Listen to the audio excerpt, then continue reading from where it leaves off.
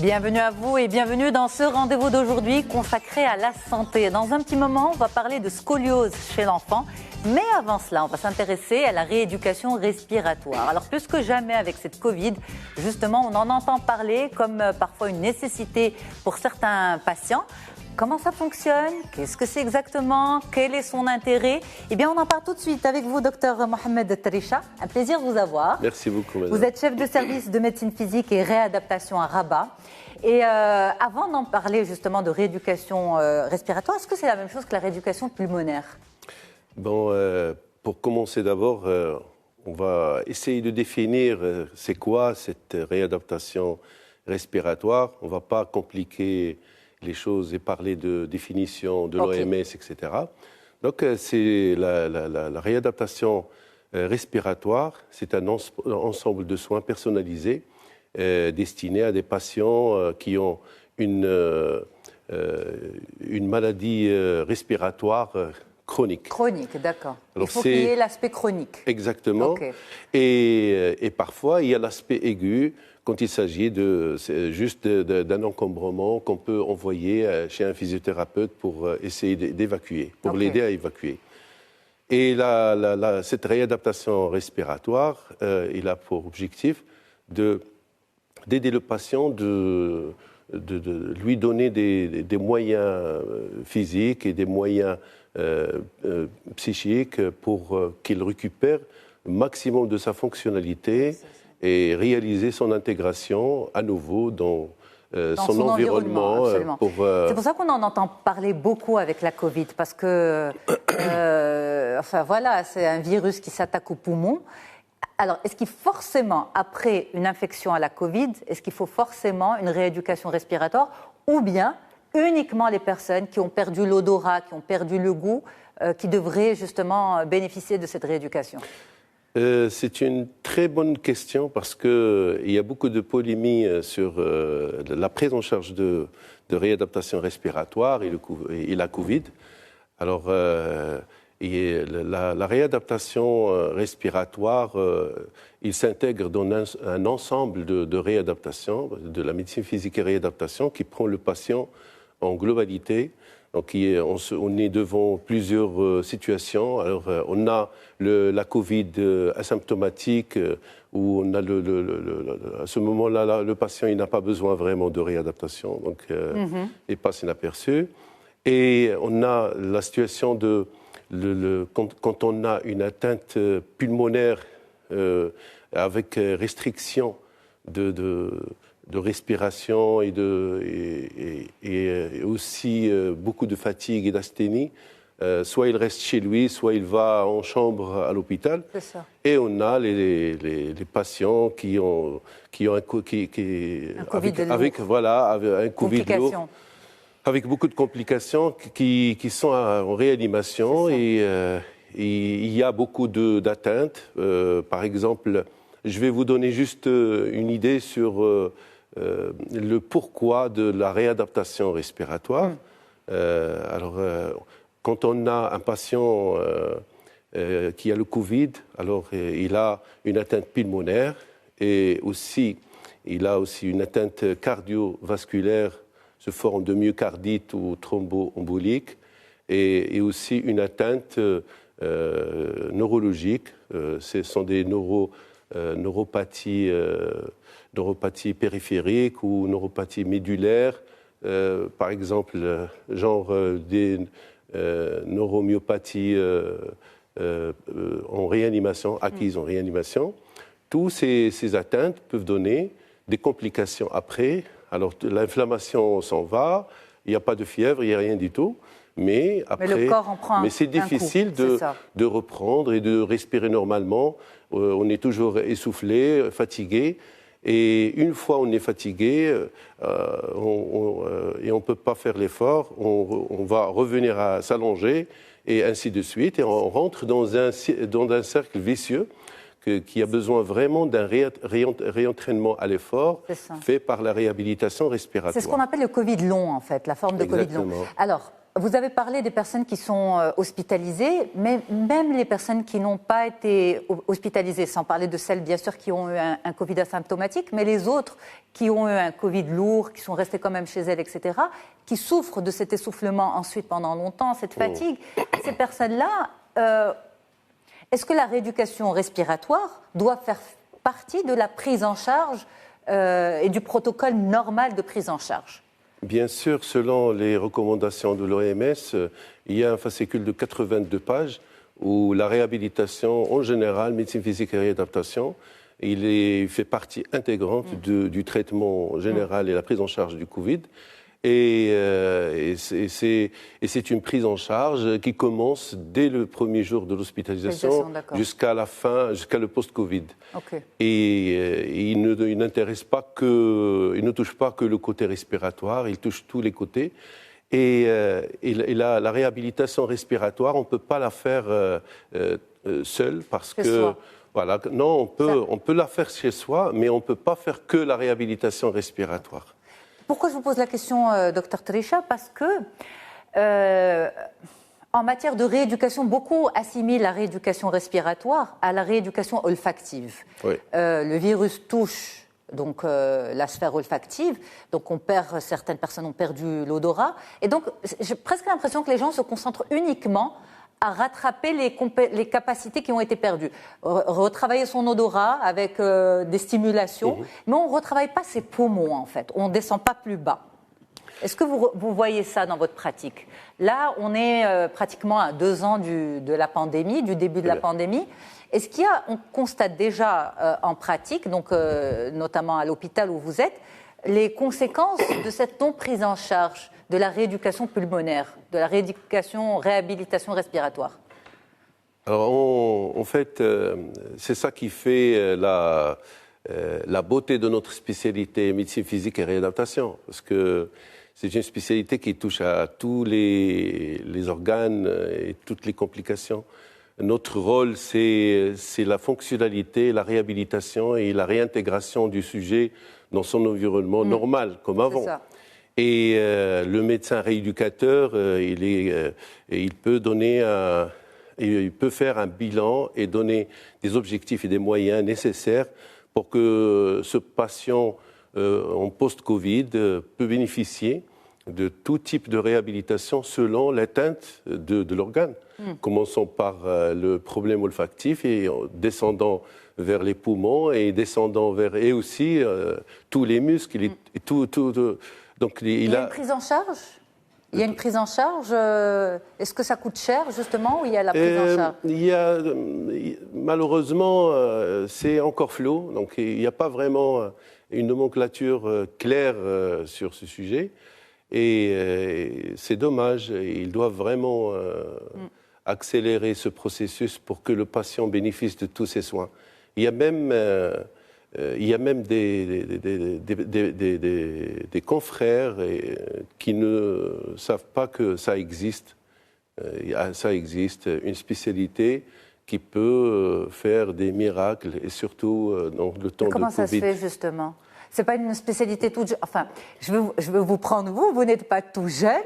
Donc, c'est une spécialité qui existe que vous pratiquez depuis combien d'années, justement? Alors, ça fait... Vous êtes jeune, mais voilà, c'est-à-dire que... 15 ans maintenant, 15 ans. 15 ans, 15 ans de pratique. Oui. Mais vous n'êtes pas le seul au Maroc. Oui, je ne suis pas le seul, mais on est très peu. Alors, il y a une grande polémique là-dessous. Alors, on est 80, dans les 80 médecins spécialistes en médecine physique et réadaptation, des médecins spécialistes hyper compétents. Hein? Pourquoi? Parce que pour être médecin spécialiste en médecine physique et réadaptation, c'est comme être médecin interniste dans le sens fonctionnel. C'est ça. Et réhabilitation. Et c'est dommage parce que moi j'ai fait ma formation en Espagne. Alors en Espagne, ils sont maintenant à 3 000 ou 4 000 médecins rééducateurs. Et ici, 80 médecins, c'est vraiment... c'est pas assez. C'est pas assez. Pour 40 millions, c'est pas vraiment assez. Parce que moi, j'ai l'impression que cette prise en charge, elle se fait souvent par le pneumologue. Oui, bien sûr. Alors, la réhabilitation respiratoire, il se fait par le médecin rééducateur comme médecin référent et aussi le pneumologue qui a fait une formation sur la réadaptation respiratoire. Par la même occasion, moi j'ai fait une formation ici au Maroc, à Casablanca, avec tous les pneumologues du Maroc. J'étais le seul rééducateur. Et c'était très intéressant, c'était avec le professeur Préfot. C'était vraiment très, très intéressant. Et les pneumologues, ils peuvent faire ça. Les pneumologues, ils peuvent, et les rééducateurs bien sûr, sur le plan respiratoire, ils peuvent faire un bilan, prescrire de la réhabilitation respiratoire. Et cette réhabilitation respiratoire peut être faite par un physiothérapeute qui est spécialisé aussi en réadaptation respiratoire, parce que là, on ne parle pas que dégager les sécrétions et les bronches. Alors on parle on va agir sur un terrain qui est sensible quand même. Il y aura beaucoup de précautions à faire. Les kinés, ils font ça aussi. Bien sûr, ils font ça, mais ils doivent être encadrés par la prescription du médecin spécialiste dans le domaine et le physiothérapeute, il est un élément très, très, très important dans la chaîne et dans l'équipe multidisciplinaire qui prend en charge les patients Covid en réadaptation respiratoire. Alors, docteur Mohamed Tarisha, dans un petit moment, je serai avec le docteur Najat Yatifti Laoufir, qui est ostéopathe, podologue et rhumatologue, et avec elle, on va parler de la scoliose chez l'enfant. Mais j'avais envie de vous poser aussi cette question. Est-ce qu'un problème au niveau de la colonne vertébrale peut donner des soucis de respiration, des soucis respiratoires? Est-ce qu'un enfant, par exemple, qui souffre de problèmes respiratoires, la cause peut être un problème au niveau de sa colonne vertébrale? C'est une question qui est très facile. Dans quel sens? Alors voilà, si on remarque juste sur le plan biomécanique de la cage thoracique... Elle est facile pour le médecin que vous êtes, pas pour eux. Ils doivent... Donc vous dites en fait, oui, il y a un lien direct. Oui, bien sûr, parce que moi j'ai traité beaucoup d'enfants et d'adultes qui ont une scoliose. Alors là, quand on parle de scoliose, je ne vais pas empétiner le terrain de docteur Yatifti, absolument. Voilà, mais je vais juste dire, je vais juste résumer en quelques mots. Donc il y a un lien entre bien sûr. Alors la cage thoracique, elle doit rester ouverte pour que l'inspiration et l'expiration passent librement et sans obstacle. Donc si on a une scoliose, il y a une déformation de la cage. Donc à ce moment-là, il faut corriger la déformation pour corriger la respiration. Voilà, exactement. On va corriger la déformation tout de suite. Merci infiniment, docteur Mohamed Tarisha, chef de service de médecine physique et réadaptation. C'était un plaisir de vous avoir. Et moi, je retrouve tout de suite docteur Najat Yatifti Laoufir. Merci, docteur. Merci à vous. On reste ensemble.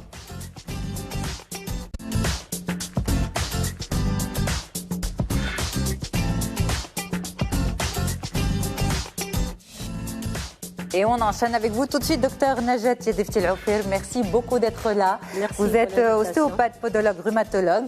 Et comme on a pu le suivre il y a quelques instants, eh bien, j'ai annoncé le sujet. On va parler de scoliose chez l'enfant. Mais avant cela, si vous permettez, docteur, la différence entre scoliose et attitude scoliotique. Ça fait partie d'une des questions qu'on se pose. D'ailleurs, ça fait partie du sujet. Je vais en parler avec plus de détails. C'est-à-dire, est-ce que l'enfant a une scoliose ou bien il se tient mal? C'est ça une attitude scoliotique? Non. Je préfère, avant d'expliquer, c'est-à-dire se poser cette question scoliose, attitude scoliоtique, j'aimerais bien vous présenter la colonne vertébrale. On y va.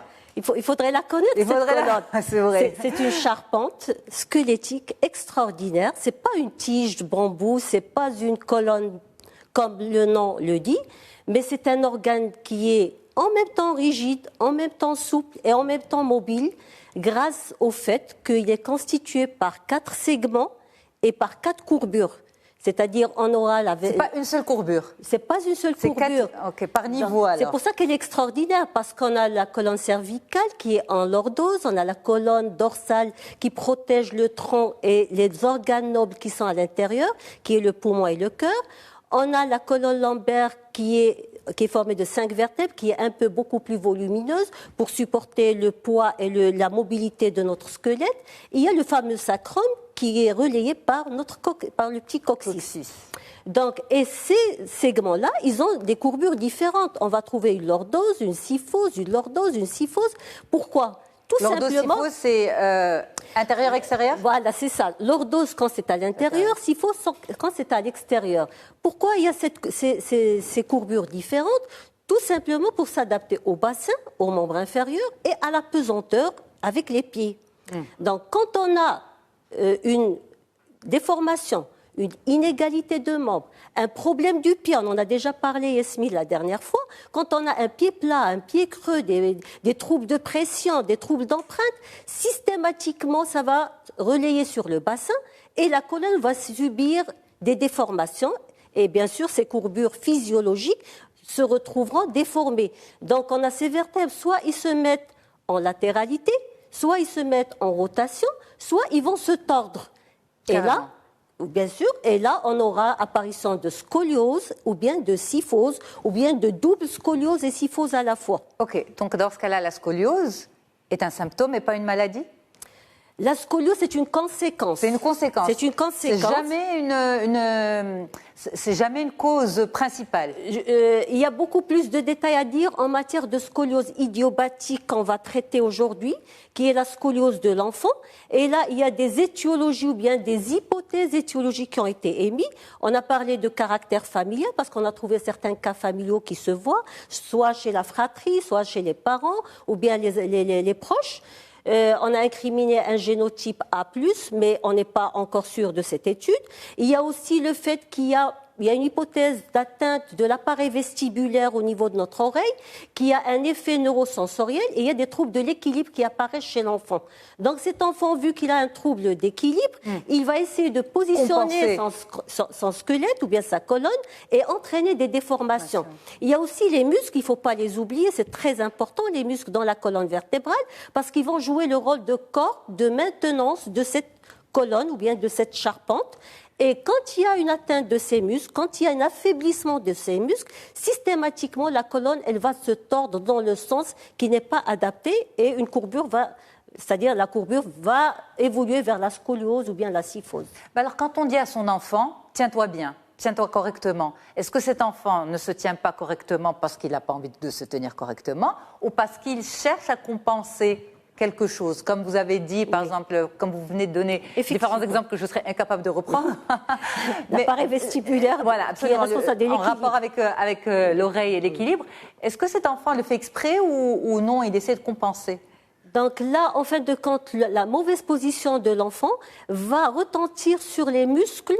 Et bien sûr, quand on a une anomalie au niveau des muscles qui sont affaiblis ou bien des muscles antagonistes qui ne travaillent pas de la même façon, systématiquement, bien sûr, ça va retentir. Mais là, c'est à long terme, on ne le voit pas quand l'enfant se tient une seule fois ou deux fois en mauvaise position. C'est-à-dire, il faut réadapter l'enfant, lui apprendre à se tenir correctement, mais il ne faut pas dire systématiquement quand l'enfant se tient mal, il va avoir une scoliose. D'accord ? Parce que la scoliose, c'est assez complexe, c'est assez compliqué. Il y a c'est-à-dire, il faut tout d'abord, nous, on reçoit le patient parce qu'il a été dépisté. Il ne vient pas pour la douleur. C'est rare, c'est vraiment exceptionnel qu'on reçoit l'enfant parce qu'il a mal. C'est les parents qui ont découvert une déformation ou bien lors du dépistage scolaire par l'infirmière, ils ont constaté une déformation et ils ont conseillé aux parents d'amener l'enfant chez le médecin. D'accord ? Nous, quand on reçoit l'enfant, la première des choses, il y a l'interrogatoire. Bien sûr, il faut rechercher certaines données très importantes pour rechercher des maladies congénitales, par exemple, qui peuvent être associé à une scoliose. On peut rechercher aussi s'il y a douleur ou pas, s'il y a trouble fonctionnel ou pas, s'il y a gêne respiratoire, parce que quand on parle de scoliose, on parle de déformation du thorax et on parle des organes nobles qui sont à l'intérieur, qui sont gênés. C'est un enfant qui, par exemple, en faisant un effort, il peut être gêné sur le plan cardiaque, il va avoir une souffrance, une dyspnée, ou bien un enfant qui aura une gêne à la respiration parce qu'il a fait un effort et que son poumon ne ne réagit pas normalement dans une cage qui est mal formée. Mal formée, absolument. Mais alors, justement, quand vous recevez l'enfant, vous faites une série d'investigations, parce qu'il faut d'abord corriger la cause avant de corriger le symptôme. C'est pour cela qu'il y a une question, je réponds à votre question. Attitude scoliotique ou scoliose structurée vraie, idiopathique. Attitude scoliotique, en général, elle est due à une inégalité de membres ou à un trouble du pied, podologique du pied. C'est pour cela que quand on examine l'enfant, il faut le mettre debout, lui enlever ses habits et voir s'il n'y a pas une bascule du bassin. S'il n'y a pas une bascule au niveau des épaules. C'est visible à l'œil nu ? C'est déjà à l'œil nu. On mesure aussi. On utilise le fil à plan ou bien le scoliomètre qui nous permet de voir s'il y a la déviation. Et comment faire la différence ? C'est-à-dire en mettant l'enfant en décubitus ventral, c'est-à-dire sur son ventre ou à travers le lit, la scoliose disparaît. Ça veut dire que l'inégalité ou le trouble statique du pied a agi sur la colonne, entraînant cette déformation qui n'est pas structurelle, qui n'est pas vraie. C'est-à-dire quand on fera une radio, on aura une radio normale. Donc là, ce n'est pas une scoliose, c'est une attitude scoliotique et on corrige la cause qui est l'inégalité par des semelles ou bien le trouble podologique aussi par des semelles. C'est ça. Mais alors justement, c'est pas sympa pour les enfants quand on leur dit « tiens-toi bien », alors qu'ils ne le font pas exprès finalement. Il ne faut pas être tout le temps assez sévère avec les enfants. Parce qu'on voit beaucoup de parents reprendre leurs enfants, les réprimander par rapport à leur posture. Oui. Mais là, vous nous dites que même quand c'est une attitude scoliotique, c'est que l'enfant essaye de compenser un déséquilibre quelque part. En général, Yasmine, les mauvaises positions qu'adoptent les enfants ne sont pas une cause directe de scoliose. Il faut le dire. Il ne faut pas embêter nos enfants à chaque fois de leur dire « tenez-vous bien ». Mais il faut surveiller, bien sûr. Il faut de temps en temps le faire pencher en avant pour voir s'il n'y a pas une inégalité au niveau des omoplates, s'il n'y a pas un décollement de l'omoplate par rapport à l'autre. Il faut voir sa statique debout, il faut voir ses pieds. C'est-à-dire, c'est bien de dépister, mais ce n'est pas la mauvaise position que tient l'enfant qui va évoluer systématiquement vers la scoliose. D'accord. OK. Mais si un enfant ne se tient pas bien, il faut essayer de chercher pourquoi. Et au lieu de lui dire « tiens-toi bien ». C'est-à-dire pour sa croissance. Pour sa croissance, pour sa santé, pour sa santé. Pour que ça ne se... Pour ses muscles aussi. C'est ça. D'accord. Pour que ça ne se développe pas vers quelque chose de plus compliqué si ce n'est pas pris en charge. Est-ce qu'il y a un risque ? Le risque qu'il y a s'il y a une mauvaise position adaptée et adoptée par l'enfant pendant une longue durée, effectivement, il va avoir une mauvaise position. Il va se mettre soit en syphose, là on a besoin d'un redresse-dos pour le remettre toujours en position normale, ou bien ça va donner une déformation musculaire qui peut évoluer, mais c'est très très rare. Il y a aussi la question du cartable. On a souvent incriminé le port de cartable lourd, engendrant de ce fait une scoliose. Mais en fait, quand il n'y a pas d'études claires qui démontrent effectivement que la scoliose est due au port du cartable. La scoliose, c'est une maladie qu'il faut prendre en charge, qu'il faut dépister avant l'apparition de la douleur, avant l'aggravation. C'est possible que ça s'aggrave ? Oui, effectivement. Et c'est pour ça qu'il faut la dépister tôt chez l'enfant, avant les signes de puberté. Parce que plus on la prend en charge tôt, plus le risque de déformation et de l'apparition de la gibbosité, de la bosse. C'est possible ? C'est possible qu'il y ait une évolution. C'est-à-dire là, on se pose la deuxième question. Est-ce que c'est une scoliose stable ou bien c'est une scoliose évolutive? Si elle est évolutive, là, c'est un peu compliqué. Ça, c'est un peu difficile parce que ça évolue vers la déformation, vers la gibbosité. Et bien sûr, le plus souvent, il s'agit de jeunes filles. Et souvent plus que les garçons ? 6 à 7 fois plus de filles sont touchées que les garçons. Donc là, quand il y a apparition de cette déformation, c'est gênant pour la jeune fille. Donc, elle va le vivre mal aussi psychologiquement. Aussi. Donc, c'est pour ça. Et la prise en charge devient plus lourde. Et la prise en charge devient plus difficile parce qu'on va imposer à cette fille de porter un corset. Et parfois des corsets en plâtre, des corsets en plastique, des corsets adaptés à sa déformation. Et la portée 24 heures. Donc, la scoliose, sa prise en charge est assez lourde quand elle est évolutive, quand elle va en s'aggravant. Mais quand elle est bénigne, quand elle est découverte au début, avec une bonne rééducation, comme a dit le docteur Kalisha, je ne suis pas trompée. Docteur Trisha. Trisha, c'est ça. Désolée si j'ai déformé le nom. Donc, plus on la prend en charge tôt, plus on évite les déformations, plus c'est-à-dire plus on rend service aux parents, parce que c'est les parents qui souffrent, entre guillemets. Oui. L'enfant, parfois, il n'est même pas conscient de sa déformation. Parfois, on nous amène, il se pose même parfois la question, pourquoi on m'amène chez le médecin? J'ai pas mal, je joue, je cours, j'ai pas de soucis. Mais les parents, ils sont plus inquiets au début que l'enfant lui-même. Quand est-ce que l'enfant commence à réagir? C'est quand il arrive aussi à l'âge de la puberté et qu'il voit qu'il y a une déformation qui le dérange, qu'il y a une douleur qui apparaît. C'est ça. Alors, rapidement, parce que c'est bientôt la fin de notre rendez-vous, par rapport au sport, quel sport conseiller ou déconseiller en cas de scoliose de l'enfant? D'accord. Le sport, ça fait partie de la prise en charge aussi de la scoliose. Ok. Il faut éviter les sports violents. Des sports où il y a un travail de groupe, où il y a des coups, il y a comme le football, le handball, le basketball. On conseillera plutôt des sports individuels pour permettre une meilleure musculation.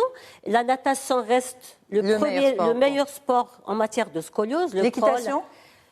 L'équitation, elle est relativement déconseillée parce que c'est des chocs. Parce qu'il y a des petites secousses. Voilà, c'est des secousses, c'est des chocs que reçoit la colonne vertébrale alors qu'elle est en croissance et si elle est déformée, ça va impacter directement cette courbure. Et il y a aussi les arts martiaux, comme le judo et le karaté, parce que ça nous permet un petit peu de juguler ou bien de concentrer l'énergie interne des muscles et d'améliorer la statique. Ça a un effet aussi positif sur c'est-à-dire la psychologie de l'enfant. Il prend une certaine certitude, il améliore son équilibre, c'est très important. Donc, mais en général, c'est surtout les sports individuels qu'il faut conseiller pour ces jeunes enfants. Merci infiniment, Dr Najati Tebchil Aoufir. Merci infiniment d'avoir été là. Merci. Vous êtes rhumatologue, ostéopathe, podologue, et avec vous, cette question de la scoliose chez l'enfant, comment la traiter, comment la prendre en charge. Et juste avant, je rappelle que j'étais avec le Dr Mohamed Trisha, chef de service de médecine physique et réadaptation. À très très vite sur Médiane TV pour un nouvel épisode. Au revoir.